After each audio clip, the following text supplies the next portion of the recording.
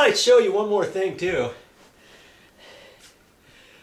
Now, if you can imagine, you've got an existing box in your wall. Maybe you don't want to take the box out. And I've showed you a few times now how to take a box out, an existing box out of the wall. If you don't feel comfortable with that, let's say you want to put a wire down from here, from your attic on down to your existing plug, or a light switch you're going to cut in, you're going to fish down to an existing plug to catch the wire. You don't want to take that out. You don't want to take the existing plug out.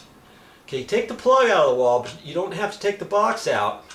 You reach inside and knock, and usually there's knockouts on the top of the box.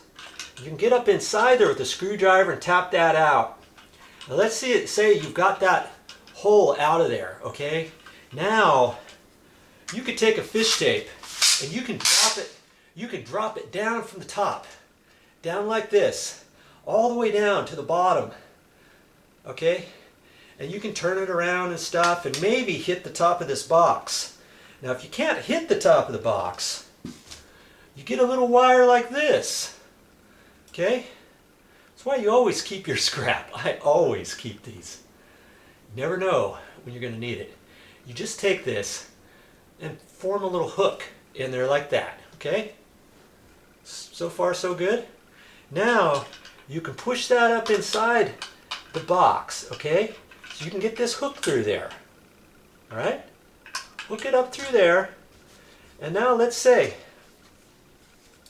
you've got your wire coming down the wall or your fish tape, and you can fish in there and go around this way and over this way, and then when you hook that, hey, there it is. Now you can tell somebody up in the attic, okay, pull it up a little bit. Pull it up a little bit more. You've got this right above your box, okay? Now when you're right there, you should be able to fish it down inside your box, finagle it down inside the box with some needle nose or something like that. Grab this wire, maybe even put the hook just a hair tighter. All you need is just enough to grab that, right? You grab that and then you can fish that down inside your box. All right? Here comes the train again. The little choo-choo train.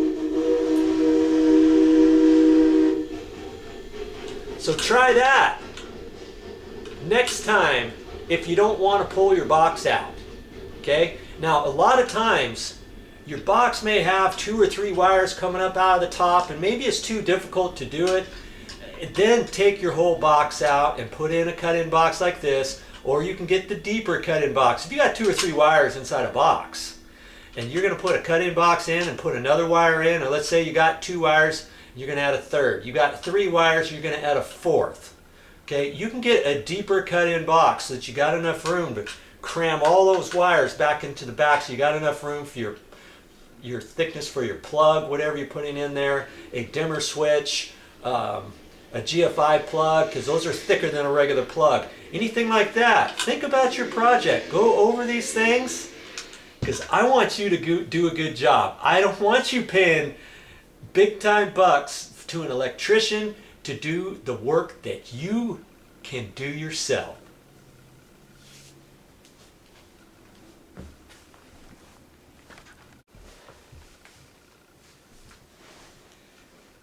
Now, do you need to use a fish tape every time you fish down a wall from the attic on down or anything like that?